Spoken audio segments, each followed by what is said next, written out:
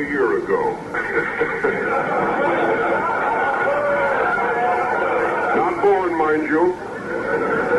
Not born of man and woman, but magically formed somehow. I'm just reading what it says. They were formed only a year ago. But already their album, titled How's Your Prune Juice? No, it's titled Vincibus Eruptum. And as those of you who are sports fans know, the translation of that is Vince Scully was ill last night. So what does that mean? We shall erupt, or what does it mean? Any folks from southern Italy in the room, or anything at all? Anybody went to a Catholic high school? Anybody can tell me what this means. Let's ask them. What does it mean, fellas? Anything at all? Anybody went to a Catholic high school? Anybody can tell me what this means. Let's ask them. What does it mean, fellas? Vincibus eruptum. What'd they say? Controlled chaos? Control the chaos? Let's do it, you know. What'd he say? Let us do it. Let us do it and we'll know? Just for that, you're not going to do it. The thing I can't stand is a blue cheer that has no respect for an old piece of soap or whatever.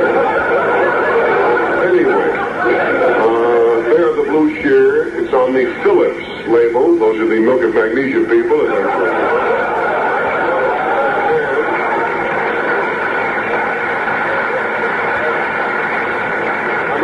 I seem to be giving these guys a hard time. Actually, it's a shame you're not here with us because they have an unusual instrumentation.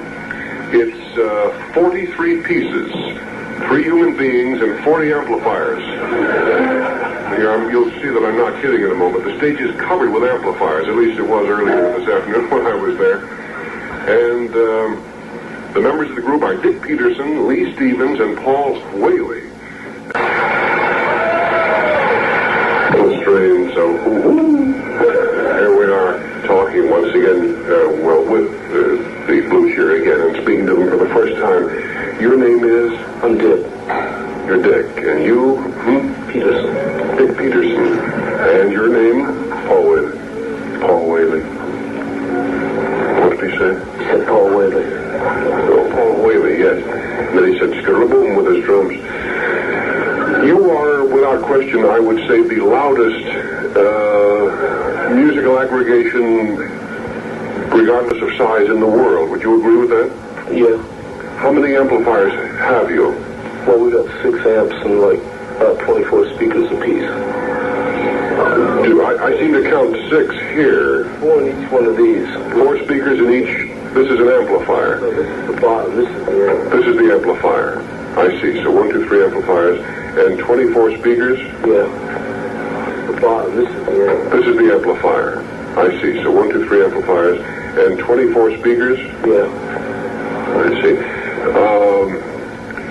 Did you discover that 24 was louder than 18, or how did you arrive at that figure? Well, more amps, the louder it is, and the more amps you have, the more speakers you have to have. We're going to get more. You're going to get more? Let me go over here for just a moment. I guess I'll have to walk around Channel 4 and come back on your station over here. Pardon me.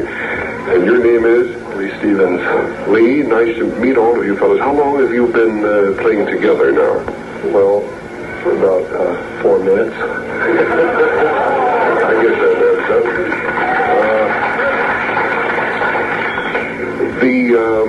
The old line about when people go to see a musical, motion picture, or play, they say there are certain melodies that you can walk out of the theater whistling. Would it be safe to say that the number that we just heard is not something that you can walk out of a theater whistling? I don't mean to put it down, but I mean, is that a safe assumption? Yeah, that's true.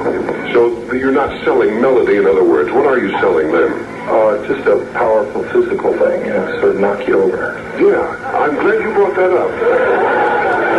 Because I was knocked over. I got up. No, the reason I mention that is to really appreciate the blue cheer, be on the scene, because the volume here is utterly indescribable. It is the loudest thing I have ever heard, except once when I had been in the Army for about 4 days at Fort MacArthur in the Second World War. And I happened to be walking along, looking down at the ground one day, and in my near proximity, they exploded a 12-mile-long coastal cannon.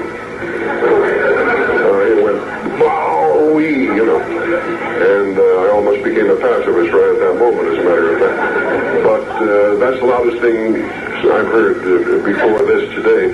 Unfortunately, at home, you don't get that. All you know, because we have to control the volume of it, and everything comes out the same, whether it's, an atom bomb explosion or a harmonica solo or what it is. But you have to see these guys wherever they're performing, if they are in your neck of the woods, to really get that feeling. It has an effect on more than the ears, would you say? Oh, yeah. Yeah, it makes your belt buckle rattle, and your silver turn, your gold turns green and everything. Is this a point of development to which you gradually reached, or was it something you started right out with? Oh, we started right out with it. We just went down and bought a bunch of fires and decided to do it. Do you create all your own songs? No. Where do you find them? The nearest boiler factory?